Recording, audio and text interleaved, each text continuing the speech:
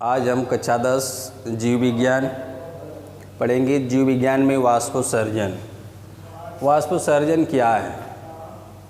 वाष्पोत्सर्जन पौधे, समस्त हरे पौधे अपने वायवीय भाग से जल को उड़ाते हैं, जिसे हम वाष्पोत्सर्जन कहते हैं। वाष्पोत्सर्जन के द्वारा जो है पौधे अपने अंदर से जल के संतुलन को बनाए रखते हैं। इस तरह से हम इसको जो है प्रयोगों द्वारा सिद्ध करेंगे कि हरे पौधे जो है अपने वायवीय भाग से जल को उड़ाते हैं कि नहीं उड़ाते हैं। तो आइए हम देखते हैं चित्र के द्वारा। एक गमला ले लेते हैं और उस गमले में पौधा लगा होता है।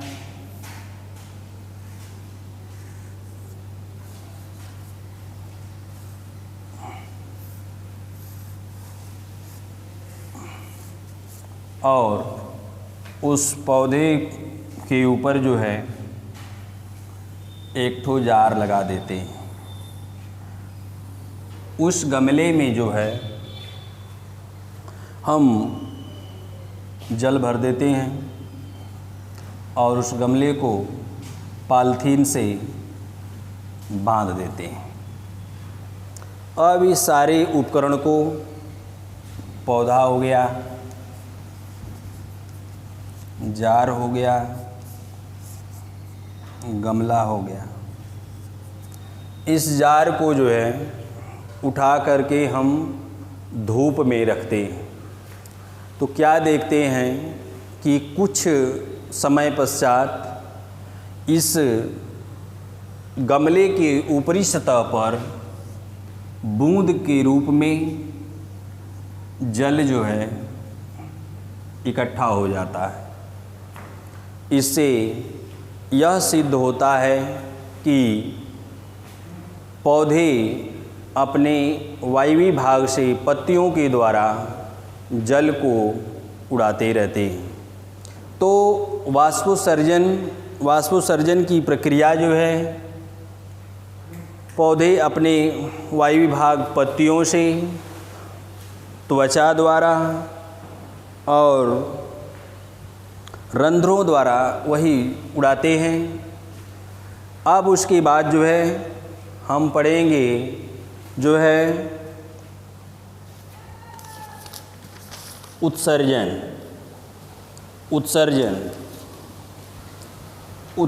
क्या है?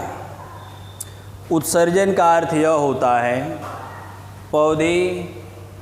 उत्सर्जन का अर्थ यह, जिस तरह से पौधे अपने शरीर से जल को उड़ाते हैं, उसी तरह से जंतु भी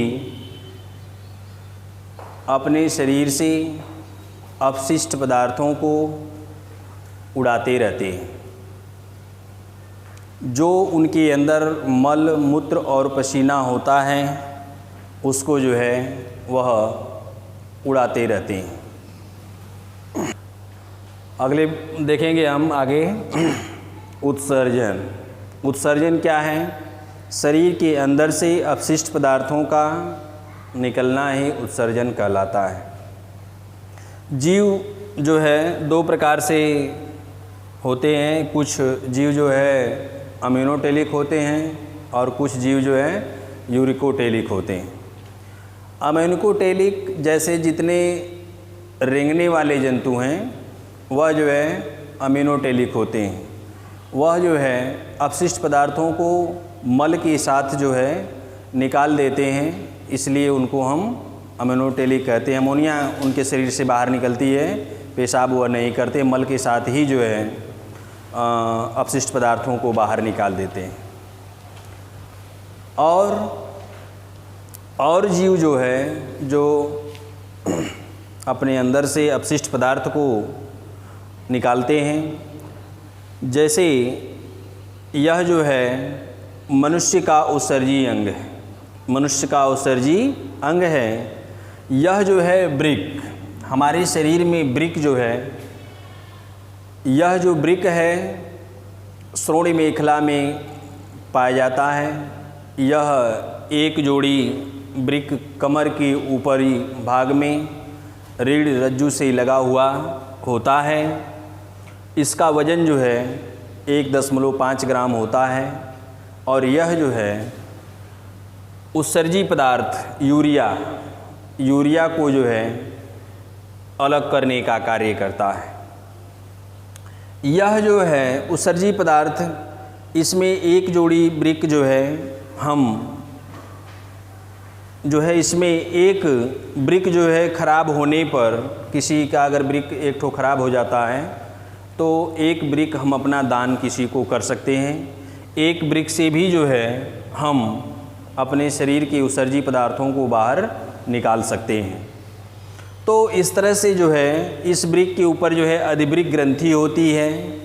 यह वृक्क, इस वृक्क के अंदर जो है 30,000 कूपिकाएँ होती हैं और उसी कूपिकाओं के द्वारा जो है रक्त छन करके और यूरिया छन करके इस मूत्र नली के द्वारा जो है, मूत्र वाहिनी के द्वारा जो है यह मूत्राशय में आता है और समय समय पर इस मूत्राशय से यूरेथ्रा के द्वारा जो है मूत्र को बाहर कर दिया जाता है। तो इसमें जो है एक शब्द है अपोहन। अपोहन क्या है? तो अपोहन का अर्थ यह होता है कि जिस तरह से आप देखते हैं कि किसी वस्तु को अगर हम छानते हैं तो छानने के पश्चात जो है जो उसके अवयव हैं, बड़े अणु हैं, वह ऊपर ही रह जाते हैं और छोटे अणु जो है नीचे आ जाते हैं। उसी तरह से जो है बड़े प्रोटीन के बड़े अणु नहीं छन पाते हैं और छोटे अणु छन जाते हैं, इन्हीं को हम अपोहन कहते हैं। तो इस तरह से हमने देखा कि जो है किस तरह से मानव शरीर में ये जो यूरिया है, पेशाब है, किस तरह से यह छनता है। हमारे शरीर में उत्सर्जी अंग और भी हैं। अब जैसे मैंने बताया कि वृक्क, यकृत भी उत्सर्जी अंग के अंतर्गत आता है और त्वचा भी उत्सर्जी अंग के अंतर्गत आता है। तो इस तरह से यह जो है उत्सर्जी अंग में हम पढ़े हैं, वृक्क के बारे में आपको बताए हैं कि वृक्क जो है हमारे शरीर में एक जोड़ी वृक्क होता है। इसका वजन जो है 1.5 ग्राम होता है। यह प्रति मिनट जो है 1.25 लीटर रुधिर छानने का कार्य करता है। तो इस तरह यहाँ से छन करके जो रुधिर है वह रुधिर जो है हृदय को जाता है और हृदय में जा कर के इकट्ठा होता है और उसके पश्चात फिर पुनः वह रुधिर फेफड़े को जाता है और फेफड़े के पास जा कर के वहाँ पर जो है उसका शुद्धिकरण होता है और शुद्धिकरण होने के पश्चात वह फिर पुनः फेफड़े हृदय में आता है और हृदय से पंप हो करके फिर पुनः शरीर के समस्त भागों में पहुंचाने का कार्य किया जाता है। तो इस तरह से हमने देखा कि मानव में उत्सर्जन।